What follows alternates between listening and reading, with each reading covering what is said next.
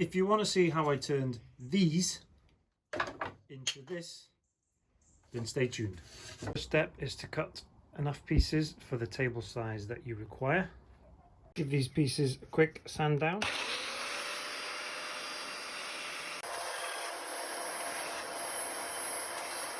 So I've just give each piece a rough sand down just to remove any high spots and just smooth the edges off.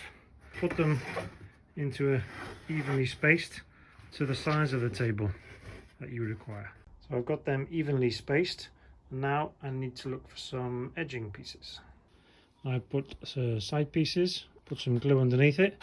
I'm just going to screw this side in. I've just clamped it both sides.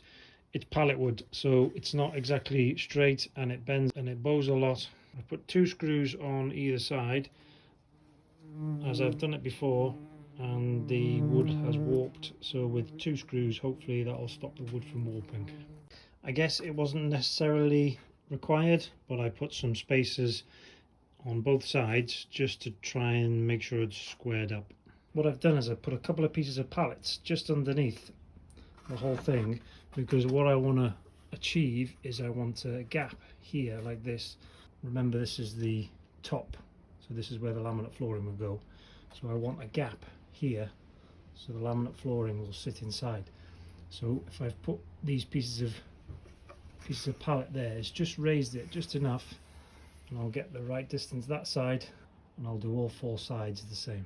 If you haven't got one of these countersinks, get one. So when I drill into the side of the wood, it's going to stop the wood from splitting. It's also going to leave a nice countersink there for the top of the screw head. When you want to drill straight through into this piece, but when you're drilling and you've got no reference, then what you can do is you can mark a block. Then when this is covered, and then you know that this is your middle of this piece of wood, and then you can drill straight through there and you're guaranteed to get the middle of the wood every time.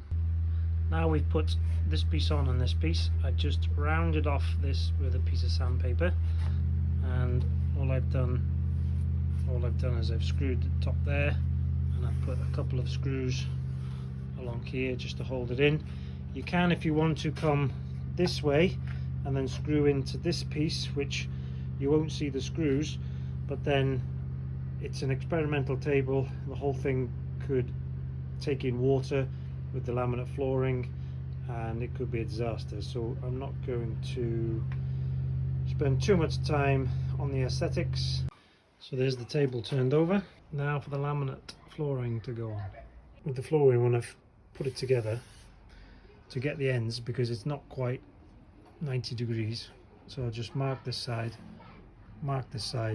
and then cut it on the chop saw.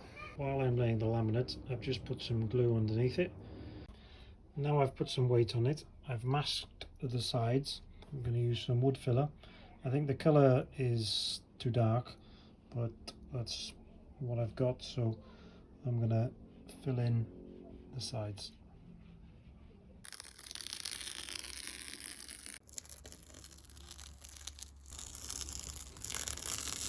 I use this wood filler because I left a little gap all the way around the edges just for a bit of expansion when the wood contracts and expands. So we'll see how it's going to work. I've decided to paint it as I think it looks better and it's going to blend in more. Day 2. I had some weights on the table to keep the laminate flooring down when it was glued. Now time for the lacquer. The lacquer I'm going to use is a clear satin lacquer by Hemway. So this is what I'm going to use to paint around the edges, some cuprinol. This is the table before the lacquer is applied. I painted the edges. If you guys have got any tips or comments, then don't forget to leave them below.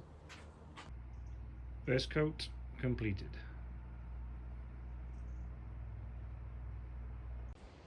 Second coat is done, although leave yourself plenty of time as the tin says 1 hour.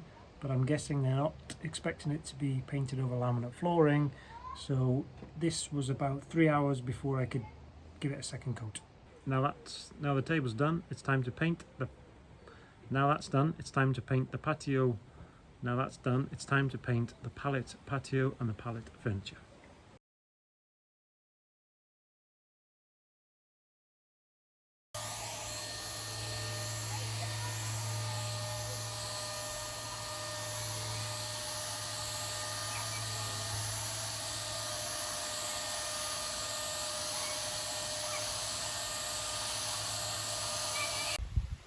tabletop is screwed on to the old base, and all I did was painted the old base. And we're done.